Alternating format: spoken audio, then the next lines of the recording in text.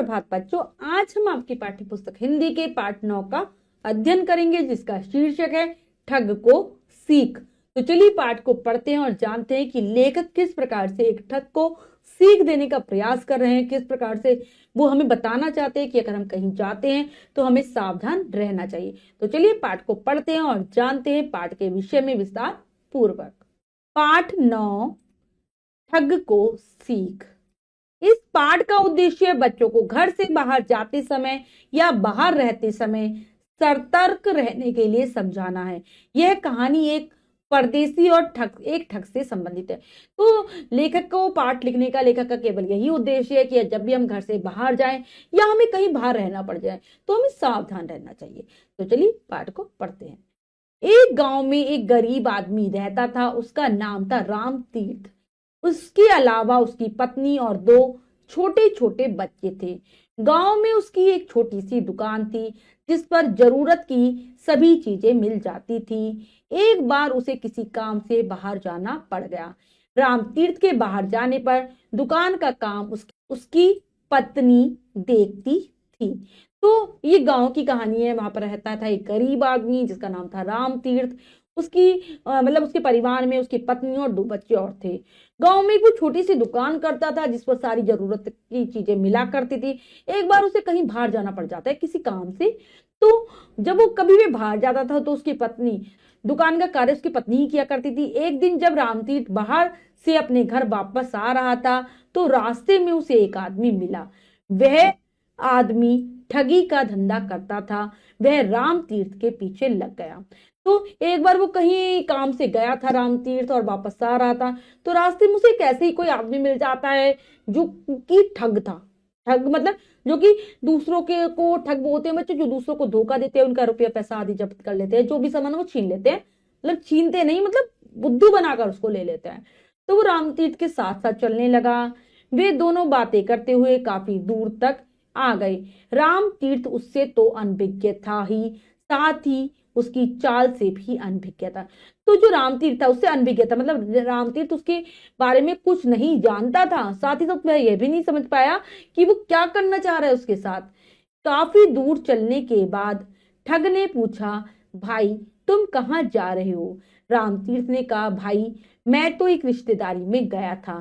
काम धंधे के लिए कुछ धन की जरूरत थी। अब अपने घर लौट रहा हूँ। ठग ने सोचा, यह तो बहुत अच्छा हो गया, इसकी गठरी में जरूर पैसे होंगे। अतः उसने पूछा, तुम्हें किस गांव जाना है? तो काफी दूर तक वैसी बातचीत करते हुए आराम से चलते रहते हैं। फिर ठग पूछता है कि तुम कहाँ जा रही हो? तो कहता है, मैं तो एक रिश्तेदार के यहाँ गया था, क्योंकि वो तो सीधा सच्चा आदमी था। कहता है, मैं एक रिश्तेदार के गया था, कुछ पैसों की जरूरत थी काम धंधे के लिए, और मैं वहीं से वापस आ रहा हूँ। तो ठग सोचता है, इसने जो गठरी ले रखी है, उसके पास ही गठरी थी। और जो गठरी होती है जिसकी बहुत सारे कपड़े हम एक जगह करके ऐसे बांध कर रखते थे, वो गठरी थी उसके पास। तो सोचता है कि इसमें पैसे होंगे। पूछता है, तुम किस गांव में जा रहे हो? राम तीर्थ ने उत्तर दिया, सैदपुर। सैदपुर का रहने वाला था। ठग ने आश्चर्य से कहा, अरे तुम सैदपुर के रहने वाले हो? मुझे भी तो उसी से आगे झारखड़ी जाना है। यह तो बहुत अच्छा हुआ कि हमारा तुम्हारा साथ हो गया। हमारा सफर बातों बातों में ही कट जाएगा और हमें पता भी नहीं चलेगा। जो ठगता जानबूझकर अपनी चाल चलता है। वो कहता है, अच्छा तुम सैदपुर जा रही हो, मैं उसके आगे वाले गांव झारखड़ी जा रहा हूँ। अच्छा हुआ हम साथ साथ हो गए, साथ हो जाएगा, सफर भी आराम से कट जाएगा। मतलब जो रास्ता है आराम से कट जाएगा, बातों बातों में पता भी नहीं चलेगा किसी को। रास्ता लंबा था। राम तीर्थ भी सफर का साथी पाकर प्रसन्न हुआ। दोनों बातें करते हुए आगे बढ़ने लगे। ठग राम तीर्थ से इस प्रकार घुल मिल गया कि मानो बहुत पुराना परिचित हो। तो ये बात सुनकर रामतीर्थ को भी अच्छा लगा, क्योंकि रास्ता बहुत लंबा था। बहुत खुशी खुशी वो आगे बढ़ने लगे और बातचीत में रामतीर्थ को उस ठग ने ऐसा फंसा लिया कि ऐसा लगने लगा रामतीर्थ को ये उसका बहुत पुराना जानकार है। बातों बातों में ठग ने यह पता लगा लिया कि सारा धन कहाँ रखा है। वह उस धन को प्राप्त करने की युक्ति सोचने लगा। तो बातों बातों में ठग ने जो था, ठग उसने यह भी जान लेता है कि इसने सारा पैसा कहाँ रखा हुआ है, और सोचने लगा कि किस प्रकार से मैं इससे ले सकता हूँ। चलते चलते शाम हो गई। उन दोनों ने रात को एक सराय में ठहरने का मन बनाया। वे दोनों अंधेरा होने पर एक सराय में जाकर ठहर गए। खाना खाने के बाद दोनों आराम करने के लिए लेट गए। ठग ने रामतीर्थ से कहा, मित्र, यहाँ मैं पहले भी कई बार रुक चुका हूँ, तुम चिंता मुक्त होकर आराम करो। तो बहुत ही रात सी होने लगती, शाम हो जाती है, तो वो सोचते कि सराय में रुक जाते। सराय, धर्मशाला हम कह सकते हैं, जो कि मतलब यात्रियों मुसाफिरों के रुकने के लिए जो कमरे बनाए जाते हैं वो। तो वहां वो रुक जाते हैं, आराम करते हैं, खाना पीना खा के लेट जाते हैं। तो ठग क्या कहता है कि तुम आराम से बिना चिंता के यहाँ रहो दोस्त, मैं यहाँ पर कई बार रुक चुका हूँ, मतलब ठीक है यहाँ पर सब कुछ।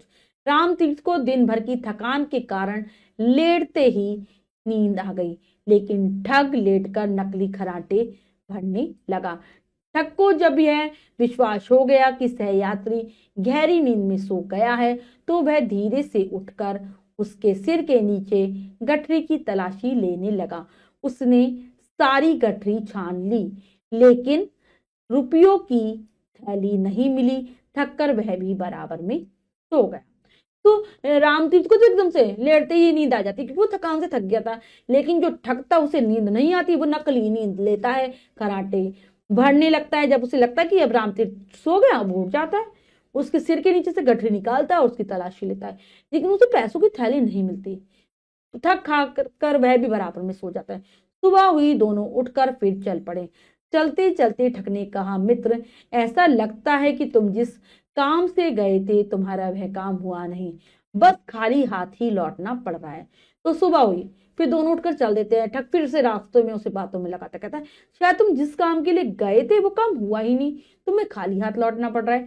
रामतीर्थ ने कहा, भाई, जितनी जरूरत थी वह तो पूरी नहीं हो सकी, पर उनमें जितना सामर्थ्य था उन्होंने उतना काम कर दिया है। अभी 1000 की कमी है। तो वो कहता है कि जितनी मुझे जरूरत थी उतना तो मुझे नहीं मिल पाया, लेकिन जितनी उनकी हैसियत थी, सामर्थ्य मतलब हैसियत थी, उतना उन्होंने दिया है। अब बस 1000 की कमी है। उसकी बात सुनकर ठग को यह विश्वास हो गया कि इसके पैसे तो जरूर हैं, लेकिन इसने उन्हें कहाँ छिपा रखा है यह पता नहीं। दोनों को चलते चलते दोपहर हो गई। ठग मन ही मन पैसा ठगने की उधेड़ बुन में लगा रहा, पर वह मकसद में कामयाब नहीं हो रहा था। इस बात का उसे बहुत दुख था। तो अब ठग को लगने लगा, उसकी बात सुनकर लगने लगा कि इसके पास पैसे तो हैं, लेकिन ये पता नहीं इन्हें कहाँ छुपाए हुए हैं। और फिर चलते चलते उन्हें दोपहर हो जाती है, और बहुत दुखी था ठग, क्योंकि वो जो मतलब वो कार्य करना चाह रहा था, जो उसका मकसद था, जो उसका उद्देश्य था, जिसके कारण वो रामतीर्थ के पीछे लगा था, वो पूरा नहीं हो पा रहा था, इसलिए वो दुखी था। उसके चेहरे के हाव भाव देखकर रामतीर्थ ने कहा, भाई, कुछ ऐसा लगता है कि तुम्हें कुछ अधिक थकान महसूस हो रही है। जब उस ठग के चेहरे को रामतीर्थ देखता है, क्योंकि परेशानी में उसे देख रहा था कि तुम्हें ज्यादा ही थकान हो रही है। ठग ने उत्तर दिया, नहीं, ऐसी कोई बात नहीं है, मगर भूख जरूर सताने लगी है। रामतीर्थ बोला, बस थोड़ी दूर की बात है, गांव तो आ ही गया, कुछ कदम चलने पर घर भी आ जाएगा, तुम भी वहां रुकना, भोजन खाकर तथा आराम करके तब जाना। तो ठग ने कहा कि नहीं नहीं, ऐसा कुछ नहीं है, बस भूख लग रही है। कहते कि बस थोड़ा सा और चलते हैं, हमारा घर आ जाएगा, तुम वहीं पर रात को रुकना, भोजन करना, आराम करना, फिर जाना आराम से। थोड़ी देर बाद ही रामतीर्थ का घर आ गया। दोनों ने घर में प्रवेश किया। उसने अपनी पत्नी से सहयात्री के लिए भोजन परोसने को कहा। ठग को जोर से भूख तो लग ही रही थी, वह झट से हाथ मुंह धोकर खाना खाने लगा।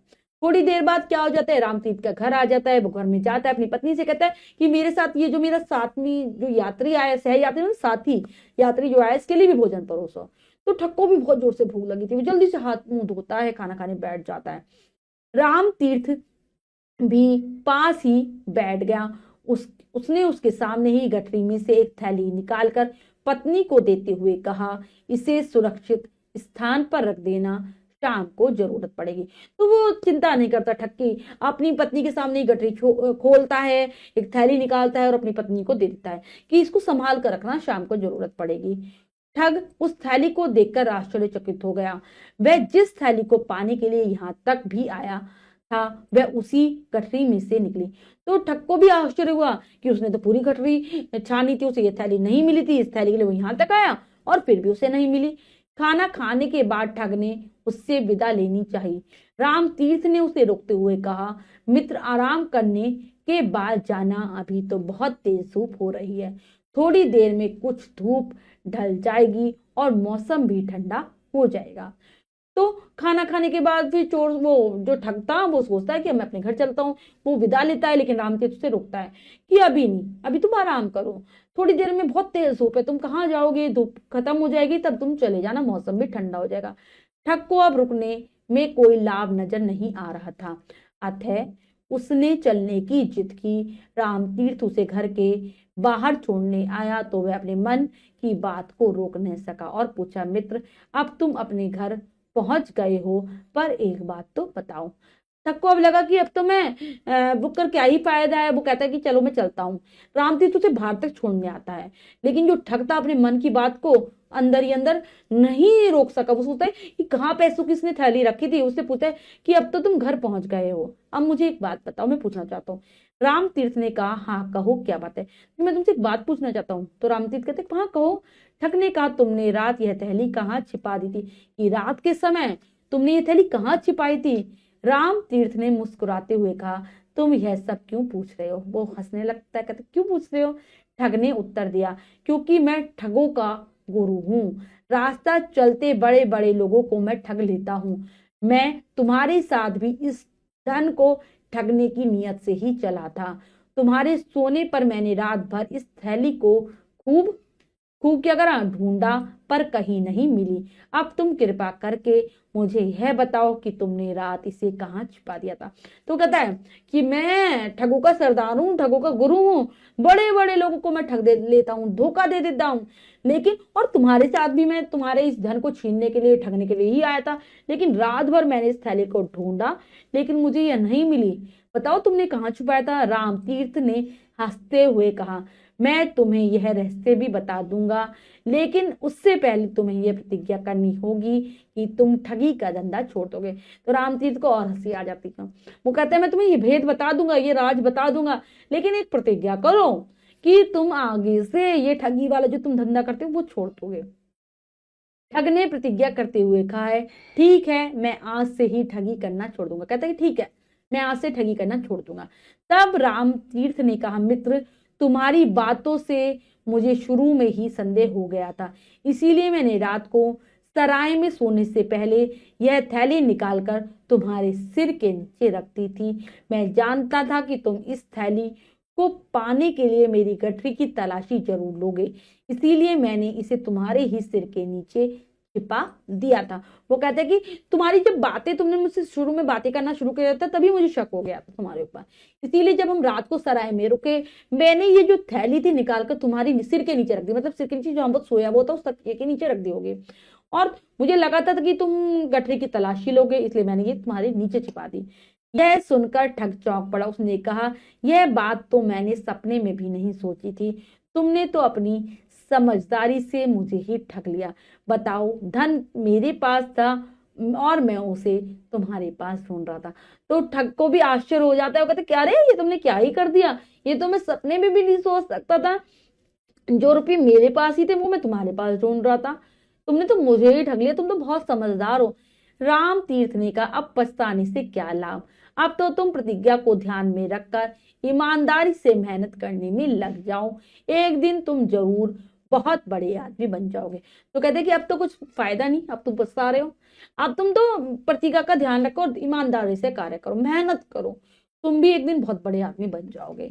ठग ने उस दिन से ठगी का धंधा छोड़ दिया और मेहनत से खेतों में मजदूरी करने लगा। वह भी कुछ दिनों में काफी बड़ी जमीन का मालिक बन गया। तो फिर उसने वो ठगी करना छोड़ देता है, लोगों को धोखा देना छोड़ देता है, खेतों में मजदूरी करता है, बहुत मेहनत से कार्य करता है, और एक दिन वो भी काफी बड़ी जमीन का मालिक बन जाता है।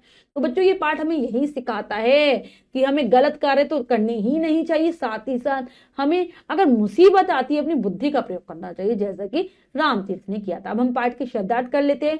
अनभिज्ञ, अनजान, परिचित, जानकार, सराय, यात्रियों के ठहरने का स्थान, सामर्थ्य, शक्ति, मकसद, उद्देश्य। उसके बाद हमारा अगला है रहस्य, भेद, राज। तो ये है पाठ के शब्दार्थ, इन्हें आप याद करना। और अब हम पाठ का अभ्यास कार्य कर लेते हैं। पहला प्रश्न है, लिखिए में से प्रश्न पढ़ते हैं, करने का प्रयास करते हैं। सही उत्तर वाले गोले को रंगिए। तो प्रश्न में 4 विकल्प हैं, 3 विकल्प गलत है, 1 विकल्प सही है। हमें सही विकल्प को चुनना है और सही का निशान लगा देना है। करते हैं। बाहर जाने पर रामतीर्थ की दुकान कौन संभालता था? उसका पुत्र, उसकी पुत्री, उसकी पत्नी, उसका भाई। तो उसकी पत्नी संभालती थी। ठग को कहाँ जाना था? सैदपुर, झारखड़ी, झकरकटी, रामपुर। तो उसे झारखड़ी जाना था। रामतीर्थ और ठग रात को कहाँ रुके? होटल में, रिश्तेदारी में, सराय में, गांव में। तो सराय में रुके थे। रामतीर्थ ने अपनी पत्नी को क्या रखने के लिए दिया? संदूक, धन की थैली, एक कमीज। सभी सही। तो धन की थैली देता है। रामतीर्थ के पूछने पर ठग ने कहा कि मैं सज्जन व्यक्ति हूं, ठगों का गुरु हूं, चोर हूं। सभी गलत। उन्होंने कहा मैं ठगों का गुरु हूं। नेक्स्ट है रिक्त स्थान भरिए। तो बच्चों में रिक्त स्थानों की पूर्ति करनी है, सही शब्दों से करते हैं। गांव में उसकी एक छोटी सी क्या थी?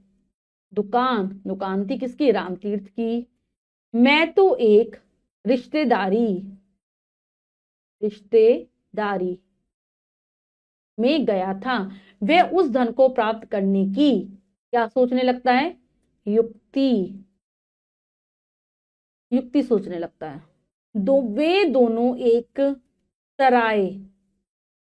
सराय में जाकर ठहर गए। थोड़ी देर बाद ही रामतीर्थ का क्या आ गया था बच्चों?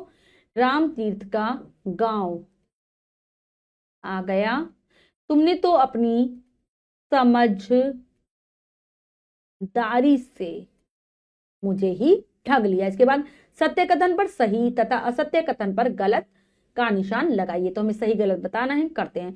रामतीर्थ ठगों का गुरु था। नहीं, वो तो एक दुकान चलाने वाला एक ग्रामीण था। रामतीर्थ की एक छोटी सी दुकान थी। बिल्कुल सही। रामतीर्थ को धन की आवश्यकता थी। बिल्कुल सही। ठग ने रामतीर्थ के सारे रुपए निकाल लिए। नहीं, वो चुरा ही नहीं पाया था। अंत में ठग मजदूरी करके अपना गुजारा करने लगा। बिल्कुल सही। निम्नलिखित को सुमेल कीजिए। यानी कि हमें यहाँ 2 कॉलम है, आ और बा मिलान करना है। करते हैं।